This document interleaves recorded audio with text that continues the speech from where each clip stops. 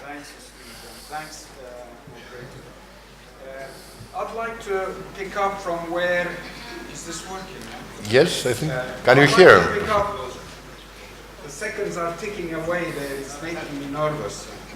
I'd like to add to some of the observations that my professor just made and flag out a much more significant structural change that I humbly believe has transformed Turkey from a model of democratization, a model for liberal markets that we used to look up to together with the European Union, Greece, the Arab world, and the world beyond, to one, and that it makes my heart bleed, that when you read in Washington Post, New York Times, New Yorker articles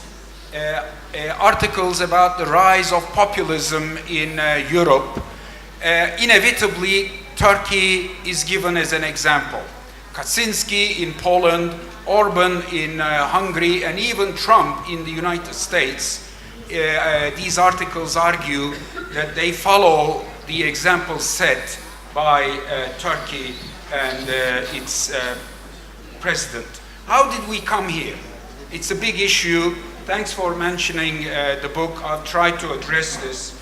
But very briefly, those people who took Turkey into the Western Alliance just about 70 years ago were all former Ottoman officers, bureaucrats, diplomats in 1945-46. They took Turkey into the transatlantic community with two factors in mind. One was geopolitical, the reality of the Soviet Union rising and its expansionism. But the other one that doesn't receive the attention that it deserves is the desire to be part of the democratic world. This coincided with a time when there were discussions in the one-party system in Turkey to move on to a two-party system and democracies. They had also recognized that the days of totalitarianism was over with the way in which the Second World War had come to an end and the way in which the Soviet Union was evolving. You have to appreciate that these people did observe the dark days of Stalin right across from the Black Sea. This was also an elite that had its problems with the West. There were lots of ups and downs through the many decades. But I think they were never wavering on their Western vocation, whose roots went all the way back to the latter parts of the 18th century.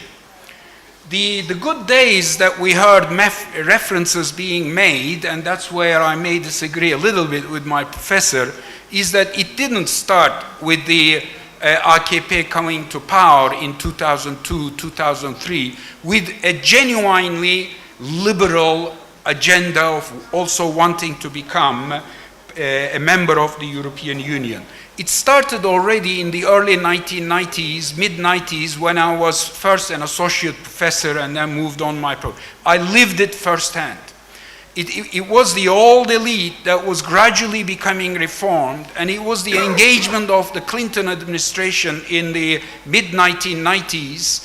I think it would have not been possible to see the customs union being put into place in '95 without appreciating the role of the US, but also internal developments in Turkey, not just the effort of the European Union there.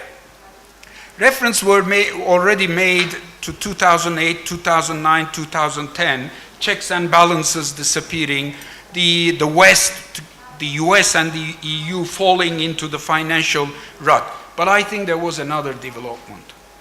The new elite that became transformed from 2002, 2003 onwards to 2013-14 with the Arab Spring erupting did not have their heart in Turkey's Western vocation. I'm not even sure whether they had their heart in the Turkish Republic itself and its founding values. And that's what played a critical role on the way to becoming the reference point for populism and authoritarianism.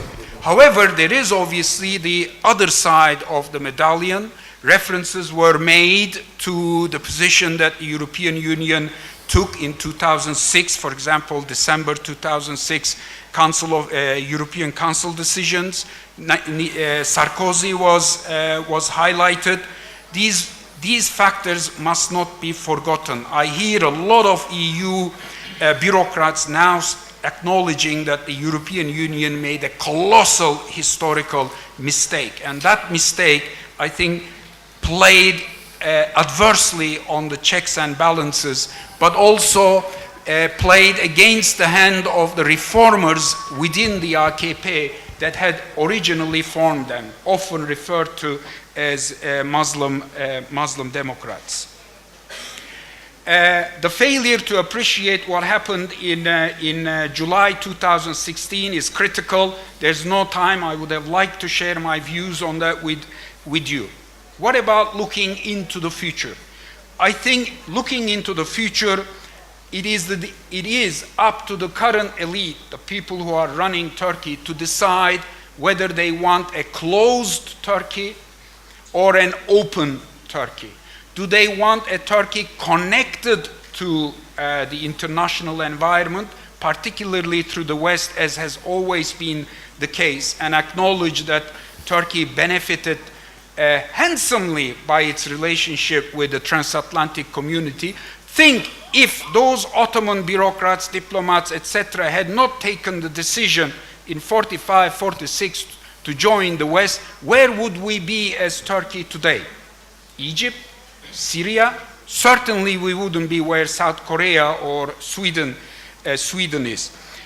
The last point I'd like to make about the future, sorry I didn't make it in 7 minutes, is whether Turkey wants to be diverse or homogeneous, recognize its diversity, or produce citizens coming out from a typical Ford assembly line, and education is critical. However, there is also the European Union and the Western side. The European Union and the West is going through difficult times where we also see that populism rising. Yet, let me please allow me just a few seconds to conclude with a quotation from a former American ambassador in Baghdad and in Ankara called Jim Jeffrey, who mentioned at a conference in Washington, D.C., when he said, "I'm going to drop a bomb, it's going to shock you." And he said, "We could have not won the Cold War without Turkey, and Turkey could have not maintained its national sovereignty without us." Today, we face similar challenges, most of them around Turkey, and I think this formula applies to today as well. And that's why the book concludes by saying that Turkey, we have nowhere else to go, but in many ways, the European Union and the West cannot afford to leave Turkey behind. The consequences from the Baltic Sea to the Gulf Sea would be dramatic. Thank you. Thank you, Professor.